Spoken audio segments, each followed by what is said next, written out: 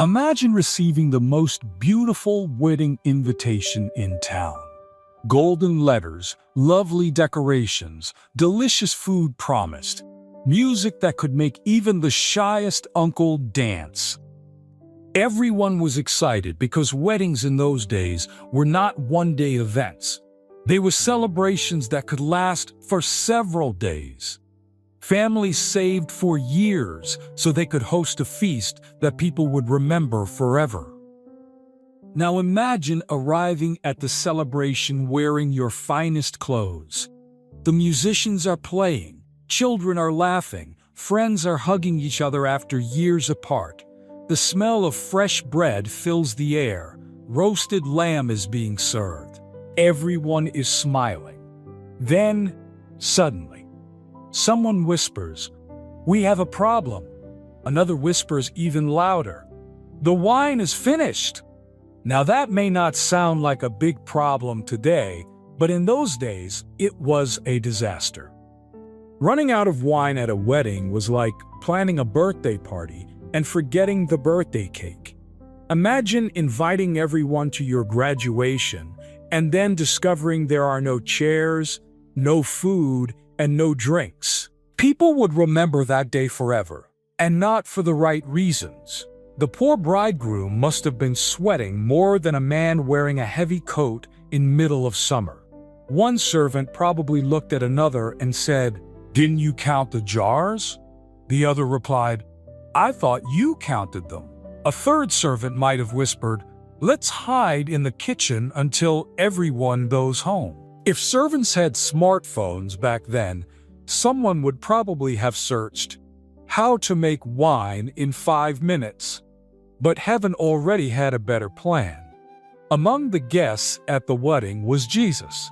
Not because he wanted to become the center of attention, not because he wanted everyone to applaud him. He came because he loved people. He celebrated with them. He cared about their joy. This wedding took place in the little village of Cana. Jesus was there with his mother Mary and his disciples. It looked like an ordinary celebration, but ordinary days become extraordinary whenever Jesus is present. Mary noticed the problem before most people did. She quietly came to Jesus. "They have no wine." She wasn't giving him information he didn't know. She was expressing faith. She believed that somehow Jesus could help. Jesus answered in a way that many people have misunderstood over the years. He gently explained that his time had not yet fully come. Yet Mary did something beautiful. She turned to the servants and gave one of the greatest pieces of advice ever spoken. Whatever he tells you, do it. Imagine being one of those servants. You expect Jesus to ask someone to buy more wine. Instead, he points towards 6 large stone water jars, not little bottles, huge jars. Each one could hold 20 to 30 gallons. That means together they held well over 100 gallons. Jesus said, "Fill the jars with water." Now imagine the servants looking at each other. "Water? We need wine." This man must not have heard the problem. One servant probably thought, "If this doesn't work, people will blame us." Another may have whispered, "I signed up to serve food, not carry enough water to fill a swimming pool." But they obeyed.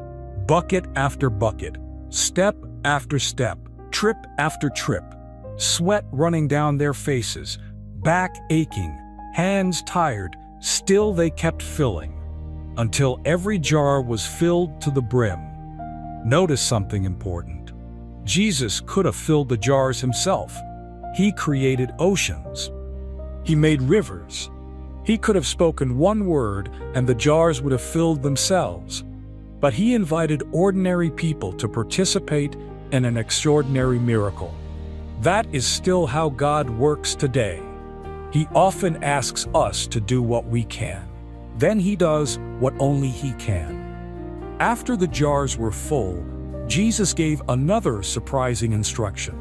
Now draw some out and take it to the master of the banquet. Now imagine the servants again. One quietly says, "Did he just ask us to serve water?" Another replies, "This is either the shortest job I've ever had or the last." Still, they obeyed. Faith often looks strange before the miracle appears. One servant dipped his cup into the jar. He expected water, clear, plain, ordinary. Instead, something had changed.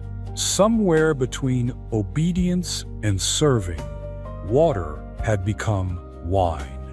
Not ordinary wine, excellent wine, the best wine. The master of the feast tasted it.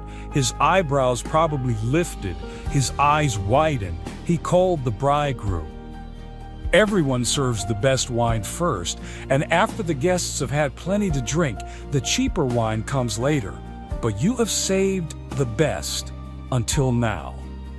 The bridegroom probably smiled politely while secretly wondering, I did what? He had no idea where the wine came from. The guests didn't know. The master of ceremonies didn't know. Only the servants knew. Isn't that beautiful? Sometimes the people closest to the miracle are those who quietly obey behind the scenes. No applause, no spotlight, no recognition. But they witnessed the glory of God. Everyone enjoyed the celebration. The embarrassment disappeared. Joy returned. The music continued. The laughter became louder. The dancing continued long into the evening. The wedding was saved. But this miracle was about far more than wine. It was Jesus' first public miracle. The Bible calls it a sign. A sign points to something greater than itself. The miracle was revealing who Jesus truly is. He is the Son of God. He has authority over creation. If he can transform water into wine, he can transform sorrow into joy, fear into courage, weakness into strength, failure into purpose, a broken life into a beautiful testimony. There are many lessons hidden inside this miracle. Lesson 1: Jesus cares about our everyday lives. Some people imagine that God only cares about huge problems, wars, nations, mountains. But Jesus attended a wedding. He cared about a family's embarrassment. He noticed a problem that many people would call small. Nothing is too small to bring before God. If it matters to you, it matters to Him. Lesson 2: Obedience comes before understanding. The servants did not understand why they were carrying water. Imagine if they had argued, "We're professionals. We know weddings. This makes no sense." The miracle might never have happened through them. Sometimes God asks us to forgive before we feel like forgiving, to give before we feel rich, to trust before we see results. Faith obeys first. Understanding often comes later. Lesson 3: God uses ordinary things. Water, stone jars, an ordinary village, an ordinary wedding. Nothing looked impressive. Yet God specializes in using ordinary people to accomplish extraordinary purposes. Never underestimate what God can do with a willing heart. Lesson 4: Jesus gives His best. The wine Jesus created was not average. It was the finest. When God blesses, He blesses generously. His grace is abundant. His mercy is abundant. His love is abundant. He is never running out of goodness. Lesson 5: Empty things can be filled. The empty jars represent more than containers. Sometimes our hearts become empty. Empty of hope, empty of peace, empty of joy. Jesus still fills empty lives today, not merely with temporary happiness, but with lasting joy that comes from knowing Him. Lesson 6. Miracles often begin with simple faith. Mary did not know exactly what Jesus would do. She simply trusted Him. Faith does not always know the method. Faith knows the Master. That is enough. Now, let's imagine one funny conversation after the wedding. One servant says, "I still don't understand what happened." Another replies, "I know one thing." "What?" "I'm never complaining about carrying water again." A third servant laughs. "If Jesus tells me to fill another jar tomorrow, I'm bringing 2 buckets." Everyone laughs. But deep inside, they know something life-changing has happened. They have witnessed heaven touching earth. The disciples also learned something that day. The Bible tells us they believed in Him more deeply. Miracles are not performed simply to amaze us. They are invitations to trust Jesus. Many people spend their lives looking for spectacular signs. Yet the greatest miracle is not water becoming wine. The greatest miracle is a sinner becoming a child of God. The greatest miracle is a heart of stone becoming a heart full of love. The greatest miracle is a life surrendered to Christ. Think about water for a moment. Water has no color of its own, no sweetness, no celebration attached to it. Yet, in the hands of Jesus, it became something beautiful. That gives hope to all of us. Perhaps you feel ordinary. Perhaps you think, "I'm not talented enough. I'm not educated enough. I'm too young. I'm too old. I've made too many mistakes." Remember the water. It became extraordinary because it was placed into the hands of Jesus. Likewise, your life becomes extraordinary when it is surrendered to Him. Another wonderful truth is this: Jesus did not begin His public ministry by raising an army. He did not begin by overthrowing governments. He began by bringing joy to a wedding. What does that tell us? God delights in joy. He delights in families. He delights in celebration. He delights in blessing people.